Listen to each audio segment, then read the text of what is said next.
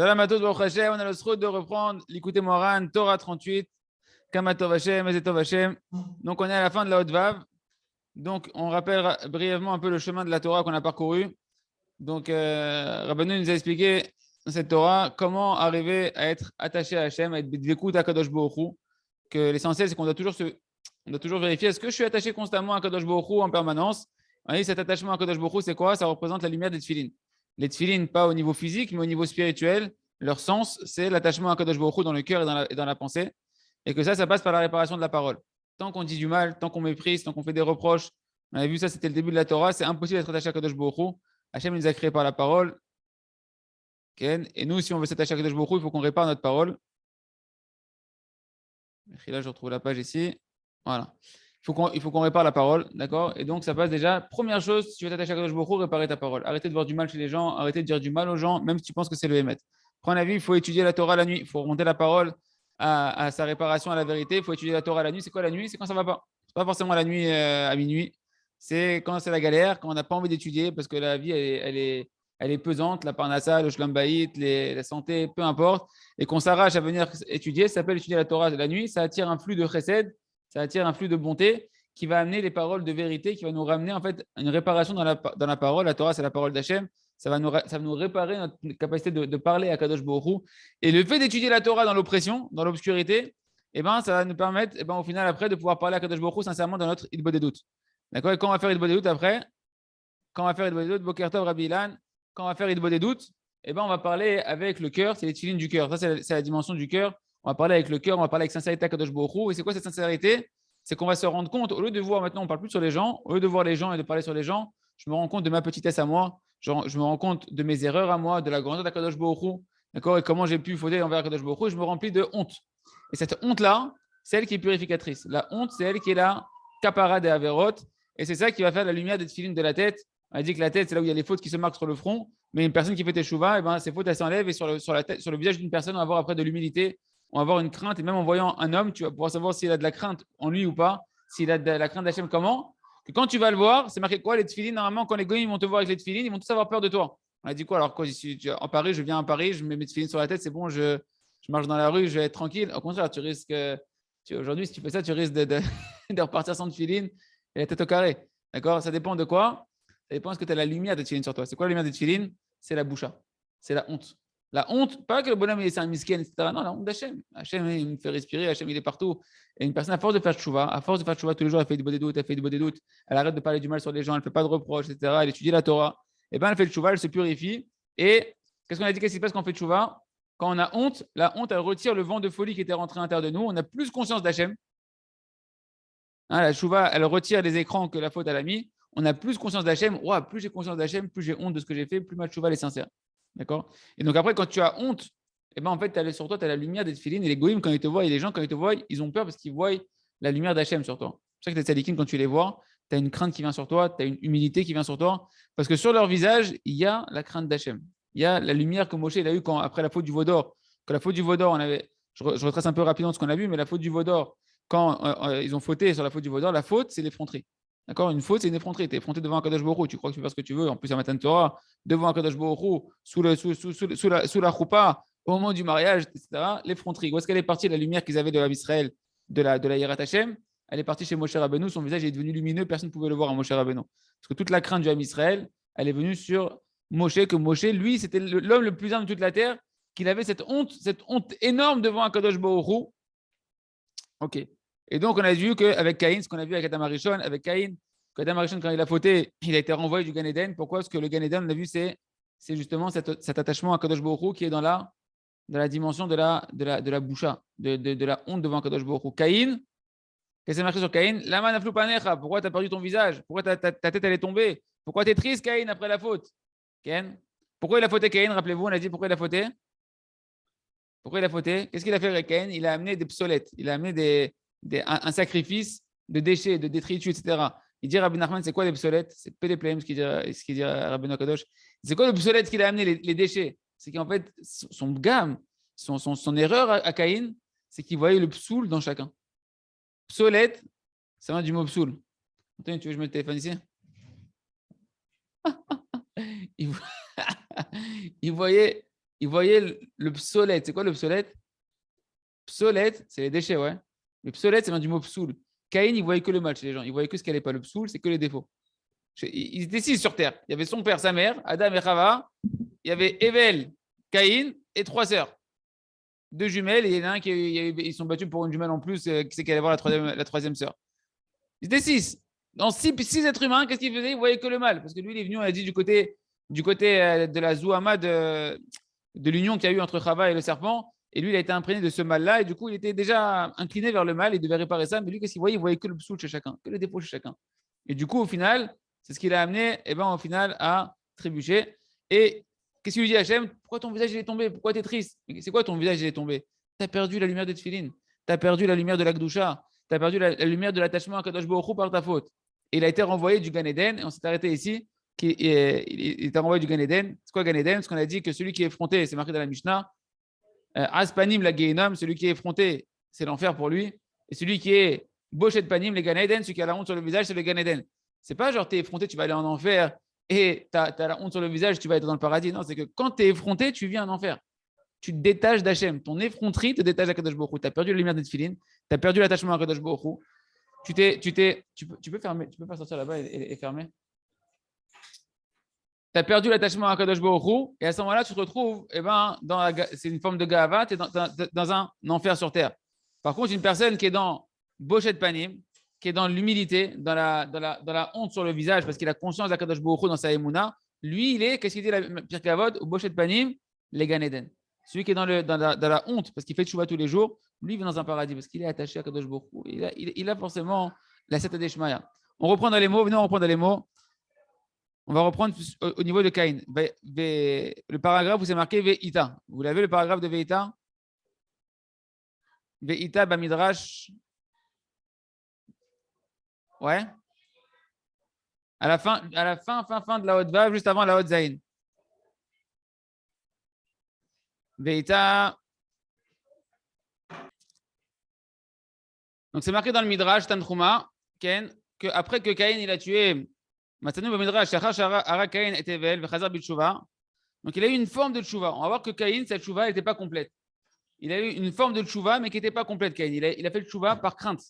Qu'est-ce qu'il a fait à Kadosh Baruch Hu? Hashem, les Caïn hot. Hashem, il a mis à Caïn un signe sur sa tête pour pas qu'on le tue. Pendant X générations, il a eu une protection, il a eu un signe qui est venu sur le visage. Ken. Zarach lo. Alors en général, je lis surtout ce qui est marqué en gras, d'accord? En hébreu. Zarach lo keren. Keren, Hachem, il lui a fait briller sur lui une corne de lumière en signe que c'est Caïn qu'il ne faut pas le tuer. Haïnou, canal, c'est quoi en fait? C'est qu'il a retrouvé la lumière des Tfilin. Il a retrouvé une certaine dimension de la lumière de l'attachement à Kadosh Baruch Hu par sa tchouva. Il a eu un signe sur le visage. Et d'ailleurs, les amis, ça, c'est un grand klal. C'est un klal au passage qu'une personne qui fait ses tchouva, il a une lumière sur le visage. Et les forces du mal, les accusateurs, ils ne te reconnaissent plus. Tu n'es plus le même. C'est-à-dire que je crois que le Harizal, je crois qu'il dit que quand on fait tchouva ou un juif il fait une mitzvah, il a une lettre sur son front qui s'écrit, c'est la lettre Tzadik. Et quand les mazikim ils voient cette lettre, ils fuient devant cette lettre. D'accord, exactement, c'est ça. Il y a une lettre qui vient sur le visage, il y a un signe qui vient sur le visage. Et les accusateurs, même de tes fautes, etc., ils ne te reconnaissent plus. Ils s'en vont. Quand ils voient cette lumière-là, ils s'en vont. C'est ça que les gens ne comprennent pas l'importance de la tchouva tous les jours, de faire Idbo des doutes. Tu fais Idbo des doutes, tu vis dans le Gan Eden. Les accusateurs, ils ne peuvent rien te faire. Ah ouais, mais il s'est passé, tu ne me dis pas n'importe quoi, il s'est passé les 40 coups il y a quelques heures, etc. Il s'est passé n'importe quoi, etc. J'ai fait plein de fautes, plein d'accusateurs, plein de machins. Oui, mais si tu fais le tchouva, si tu retrouves cette honte, que tu répares l'effronterie de ta faute dans ta tchouva, dans le fait que tu vas maintenant reconnaître devant Kadosh Baruch Hu, tu vas parler, tu reconnais ta petitesse, etc. On ne te demande pas d'être triste, on te demande de reconnaître juste ton erreur, d'accord? De reconnaître la honte que tu as devant Kadosh Baruch Hu, que je t'ai oublié, Hachem, je suis parti comme si tu n'étais pas là, j'ai vécu, je respire par toi et je fais comme si tu n'étais pas là. Tu me fais respirer, tu me fais bouger, tu me fais tout, et moi je fais comme si je suis tout seul, je fais ce que je veux, etc. Et, tout. Et je fais le contraire de ta volonté en plus, c'est-à-dire que tu me fais vivre, mais je fais le contraire de ce qui te fait plaisir. J'ai honte, je regrette, je te demande pardon. Rien que ça, tu fais ça, on te met une lumière comme Caïn, mais on verra que Caïn, cette chouva, vu qu'elle n'était pas complète, il n'a pas retrouvé le Gan Eden, il s'est retrouvé en dehors du Gan Eden. C'est ce qu'il dit Rabbi Nachman ici. Tu veux continuer, il a quelque chose encore? Non, c'est bon. J'avais oublié de Y'a fait. remettre. Ok. Zarach lo keren, aïno canal. Vizé shekatu bekain vayeshev be'eres not kidmat Eden. On s'est arrêté à peu près là hier. C'est à propos de Caïn que c'est marqué qu'il s'est installé, il a siégé dans la terre de Nod, Kidmat Eden, à l'est de l'Éden. C'est quoi Kidmat Eden? Il nous dit Rabbi Nachman. C'est quoi Kidmat? Ça vient du mot Kedem. Kedem, ça veut dire avant. Il était avant le Gan Eden. Il ne s'est pas retrouvé de nouveau dans le Gan Eden. Il était devant le Gan Eden. Il ne pouvait pas rentrer dans le Gan Eden complètement. Pourquoi? Pérouche. Chez Lozacha le Eden, elle est chez Pagam Beorat Tfilin. Il n'a pas retrouvé le paradis parce qu'il a endommagé la lumière de Tfilin. C'est quoi pour nous la lumière de Tfilin? C'est la Yerat Hashem, c'est la boucha, c'est la honte. Il n'a pas fait une chouva totale. Celui qui n'a pas de honte, c'est quoi la crainte du ciel? C'est la honte. Quand tu es dans la gava, dans l'énervement, dans l'effronterie, etc., dans la moquerie, dans le fait que tu te moques des gens, etc., ou que tu parles mal aux gens, ou que tu blesses les gens, c'est pas de la honte. Tu n'as pas d'Yirat Shamaim, tu n'as pas de boucha, tu n'es plus dans le paradis. Le paradis sur terre, tu l'as perdu. Et donc, tu es dans le Geinom. Comme le Rav, il chante toujours O Emuna, O Geinom, où tu vis avec la Emuna, avec la Yirat Hashem, avec l'humilité, la tchouva, et tu es dans le paradis. Ou bien tu vis dans l'enfer, mais sur terre. Ta vie, c'est un enfer. Tu n'es plus avec Hashem, tu es dans la galère. D'accord? Vezé Kidmat, et c'est ça le sens de il s'est assis, Kidmat Eden, devant le Eden. Regardez comment Rabbi Nachman nous dit rachetez votre. Ephraim, c'est quoi les rachetez votre de Kidmat? Marqué. Kidmat, rachetez votre. Car kafta de la manar tfilin. C'est ce qu'il dit Chazal. C'est un crâne qui ne met pas les tfilin. Car kafta, c'est kouf. De là, c'est dalet. Manar, c'est même. Et tfilin, c'est ta. Ça fait kidmat.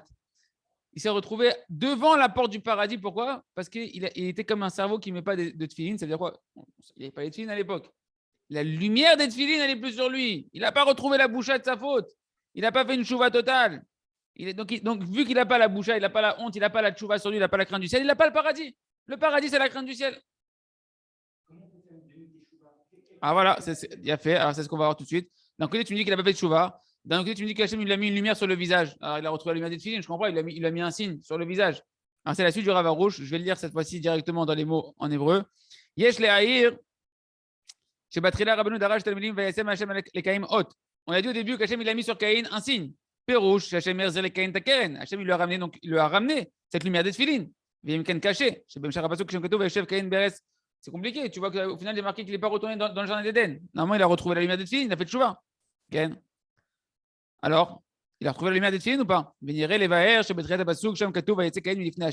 Ah, c'est marqué dans le pasuk au début là-bas. Et Caïn, il est sorti devant Hachem. C'est quoi il est sorti devant Hachem? Rachamim dit c'est quoi ce verset que Caïn il est sorti devant Hachem? Il y a une dracha, Rashi, il parle dans la paracha, il dit Rashi, Paresh, Yatsa kegonev da'at eliona. Il est parti comme si il avait réussi à rouler Hachem. Il a fait Tmenik devant Kadosh Baruch Hu Tshuva. Genre Hachem, il n'est pas au courant, il ne sait pas tout, etc. Et cette Tshuva, elle était kegonev da'at eliona.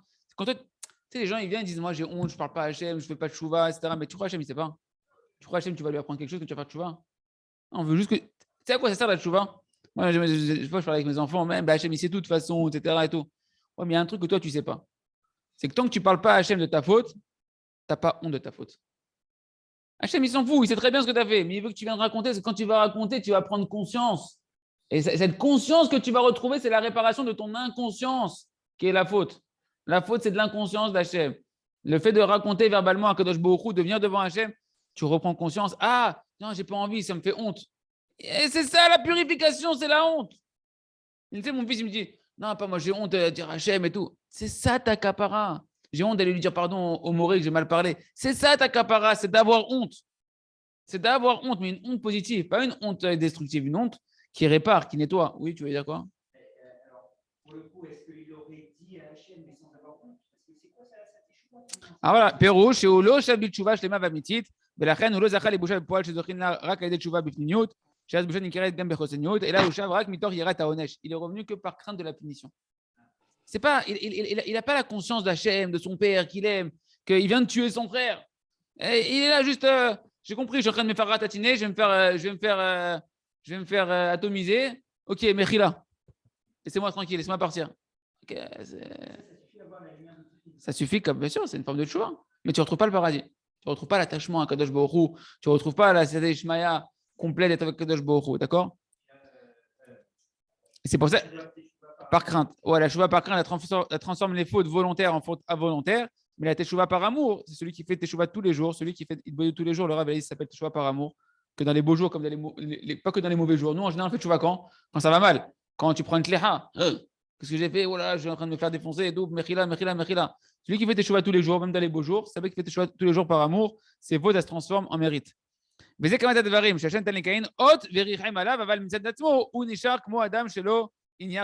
que c'est marqué que Hachem, il lui a mis un signe. C'est pas que son visage, comme Moshe Rabbeinu, le visage de Moshe Rabbeinu, il a irradié de par lui-même. Hachem, il lui a mis un signe. La lumière, elle venait pas de lui. La lumière de la tchouva, elle venait pas de lui. C'est Hachem qui lui a complété, qui lui a rajouté cette lumière de la tchouva sur lui, cette lumière de protectrice sur lui. Mais c'était pas un signe de cette tchouva intérieure. C'est une tchouva extérieure, donc il a eu une lumière extérieure qui est venue, mais pas qui irradie de sa neshama, qui irradie de sa teshuva. Ouais, c'est bon? Donc, dans ma Masechet Ta'anit, page 7, c'est marqué Mi sheyesh bo azut beyadua shenirshal be'eshet ish. Alors, ça, les amis, ça fracasse. Il dit Rabbi Nachman, celui que sur son front, il y a de l'effronterie. Un peu front, effronterie, c'est en français, on a dit, c'est pareil. Ça montre qu'en réalité, il a trébuché dans une femme qui lui est interdite. On a tous de l'effronterie. Tout ce qu'on faute, c'est de l'effronterie. Tout ce qu'on faute, c'est de l'effronterie. Peu importe, envers ton prochain, envers Hachem, c'est de l'effronterie. Alors qu'on a tous trébuché dans une femme qui nous est interdite. Rabbi Nachman nous a dit, une femme qui t'a interdit, l'adultère, c'est les yeux. L'adultère, c'est les pensées. Ah, elle est mignonne, celle-là. Ça, t'as fait ça? Ça s'appelle l'adultère. L'adultère. Ça s'appelle être tombé dans le déchétiche. Ça s'appelle être tombé dans une femme qui m'est interdite. D'où l'importance de préserver ses yeux. Tu dis non, mais les yeux, ça va, moi c'est bon, je vois, ça va, j'ai rien vu, ça me fait rien. En d'avoir casé. Aïn roa velèv chomed. L'œil y voit, le cœur y désire. À part si t'es arrivé au niveau de Rabbi Yohanan, de Rabbi Nachman de Breslev, que tu vois un arbre devant toi quand tu vois une femme. J'adore. Hachem, il sait où t'en es. Toi aussi, tu sais. Toi aussi, tu sais où t'en es. D'accord? Sinon, sache que à chaque fois que tu as de la hazout, c'est que tu es tombé des chétiches. Et tant qu'un homme ne préserve pas ses yeux, il ne peut pas avoir de l'humilité. Pourquoi tu aurais des choses qui ne t'appartiennent pas? Tu as une femme qui t'appartient, c'est tout. Une. Toutes les deux, elles ne t'appartiennent pas. D'où tu as l'effronterie de dire c'est ta propriété, l'autre? Ça ne te regarde pas. Okay. Chez Zeikar Zoamatan, qu'est-ce qu'il avait dit tout à l'heure, Rabbi Nachman? Rappelez-vous, on avait vu avant dans la Torah que tout celui qui a de l'effronterie, on peut témoigner sur lui que ses parents n'étaient pas au Har Sinaï. Pourquoi? Vous savez pourquoi? Parce qu'au Har Sinaï, Paskou Zoamatan. C'est marqué que tout le venin du serpent de Adam Arishon, de la faute de la débauche, il s'est coupé. Avant la faute du veau d'or, on est retourné au niveau d'avant Adam Arishon, on a réparé cette faute-là, cette souillure qui est la plus grande effronterie, qui est de casser l'alliance avec Kadosh Baruch Hu, parce que l'alliance, c'est le Brit. Le Brit, c'est préserver ses yeux, ses pensées, et d'avoir qu'une seule femme, et de pas aller à droite ni à gauche. Eh ben, il y a eu cet endommagement de cette alliance-là. Et ça, c'est la plus grande effronterie que tu peux faire à Kadosh Baruch Hu, qui je coupe l'alliance avec Kadosh Baruch Hu. Et ça, on l'a réparé qu'au moment de Matan Torah. Quand on l'a réparé à Matan Torah, on avait récupéré cette humilité, on avait récupéré cet attachement à Kadosh Baruch Hu, cette lumière sur le visage, les couronnes que les Israël ils ont reçues de Naaseh Venishma. Et c'est ça qu'ils ont perdu à Matan Torah quand ils ont fait la faute du veau d'or, que Moshe Rabbeinu a retrouvé cette lumière-là sur son visage à lui. Et c'est marqué, donc celui qui a de l'effronterie, ses pieds de ses parents n'étaient pas au Har Sinaï. Ils ont entendu quoi? Il a pas mérité cette lumière de Har Sinaï quand il a réussi à sortir de la débauche. Quand on parle sur un juif, quand on est en train de juger les autres, quand on est en train de juger négativement, alors c'est un siman lotov pour nous. C'est un siman de déconnexion de ta judaïcité profonde. D'accord? Donc, qu'est-ce qu'on a dit? Pourquoi? Parce que pour nous, Eshet Ish, une femme qui ne nous appartient pas, c'est ça l'essentiel du venin du serpent que Chava, Ken, elle a trébuché avec ça, avec le serpent. Et ça, le problème, c'est que dès qu'une personne, le venin du serpent, l'essentiel du venin, c'est qu'il a convoité Chava. Le serpent, l'essentiel de sa faute, de son stratagème pour lui, le serpent, c'était de convoiter, d'avoir une union avec Chava. Donc, tu vois qu'en fait, tout le venin du Yetzer Hara, c'est ce qu'il nous dit Rabbi Shimon Bar Yochai, ce qu'il nous dit Rabbi Nachman, c'est la débauche. Donc, dès qu'une personne rentre dans la débauche, ça commence par les yeux, par les pensées, par un manque de sniout pour une femme, Ken. Eh bien, déjà, tu rentres dans l'effronterie du serpent, dans le venin du serpent. Et à ce moment-là, bon, automatiquement, après, automatiquement, après, tu es dans l'effronterie. C'est le contraire de l'humilité, le contraire de la honte. Hein. Qu'est-ce qui s'est passé après la faute? Ils ont eu honte d'être nus. La honte, elle vient où? De la nudité. Quand quelqu'un il est couvert, il retrouve son kavod, il retrouve son honneur. On appelle les vêtements le kavod d'une personne, les honneurs d'une personne. Mais Kitsour, on a compris le lien étroit entre la Gdushat Abrit, la sainteté, la pudeur et l'humilité, et la débauche, Chazé Shalom, et l'effronterie. Donc, Mish et Yeshbo, c'est marqué dans ma Maseret Ta'anit. Celui qui a de la défronterie, c'est sûr qu'il est tombé dans la faute de Eshet Ish. Donc, tu veux réparer. C'est pour ça que, rappelez-vous ce qu'on a dit plusieurs fois dans l'écouté Moran, qu'on a vu dans les Torahs précédentes, le tikkun aklali, la réparation globale de toutes les fautes. Donc, la réparation de toutes les effronteries, de toute la racine de l'effronterie qui t'amène à la faute, c'est de préserver ses yeux. Breti Shalom, jardin de la pureté. Tu travailles ça, pourquoi c'est extraordinaire? Parce que c'est à la racine de tout le problème. Je dis, mais quel rapport là? Je ne suis pas n'importe comment, etc. Apprends c'est quoi préserver ses yeux, apprends c'est quoi préserver ses pensées. Quand tu vas réparer ça, tu répares toute la cause de l'effronterie qui fait que tu avais laissé la porte au serpent de rentrer là où tu avais tombé. Kikaïn, Ahmad, Alteomato, chez Evel. On voit que Caïn, c'est la même erreur qu'il a fait Caïn. Caïn, avant d'avoir tué Evel, c'est quoi un des sens de la controverse qui a explosé entre Caïn et Evel, c'était un sujet de débauche. Pourquoi tu as une sœur de plus que moi? Il y a 3 sœurs, on est 2 garçons. Ils avaient 3 sœurs pour 2 frères. Ils sont nés avec des jumelles. Et il a voulu aller avec la sœur de son frère. D'accord? Ils se sont battus pour ça. Caïn Ahmad Alteomato chez Evel. Il a voulu aller, il a été avec la jumelle de Evel. Comme chez Katou, Yotam, Biyotam, Basade. Comme c'est marqué, et ils étaient dans le champ. Et c'est marqué dans le Pirkei de Rabbi Eliezer, Perek Kafalev, que la jumelle de Evel était extrêmement belle. Et que Mamash, Yafa Banashim, et donc elle était très très belle. Et lui, Caïn, quand il l'a vu, il a voulu aller avec elle. Or, vu qu'il n'y avait pas d'autres femmes, chacun il devait se marier avec sa sœur jumelle en fait. Il n'avait pas allé avec la sœur de Evel. C'était pas pour lui. Vélo, Adela Shamar et Rog et Evel, qui s'est dit, un peu comme le Nachash, comme le serpent. Comme on a dit que Caïn il est venu du côté du serpent, du venin qui est rentré dans un serpent. Et qu'est-ce qu'il a dit? Je vais tuer Evel, mon frère, et je vais prendre sa sœur, je vais prendre sa femme. Comme c'est marqué, Biotam Basade, et ils étaient dans le champ. Et c'est quoi le champ? Rami, ils font une racha, En Sade, et là, Isha, chez Nuchela, la Sade. C'est quoi le champ? C'est la femme. La femme, elle est comparée au champ d'un homme. D'accord? C'est le carcasse, c'est la propriété d'un homme. D'accord? C'est le bien, entre guillemets. Grossièrement, on parle le bien d'un homme. Au fisé, c'est pour ça que c'est marqué. On comprend bien maintenant la dracha de Chachamim que celui qui a de l'effronterie, qui n'a pas de honte, c'est sûr que les pieds de ses ancêtres, ils n'ont pas tenu, ils n'étaient pas au Har Sinaï.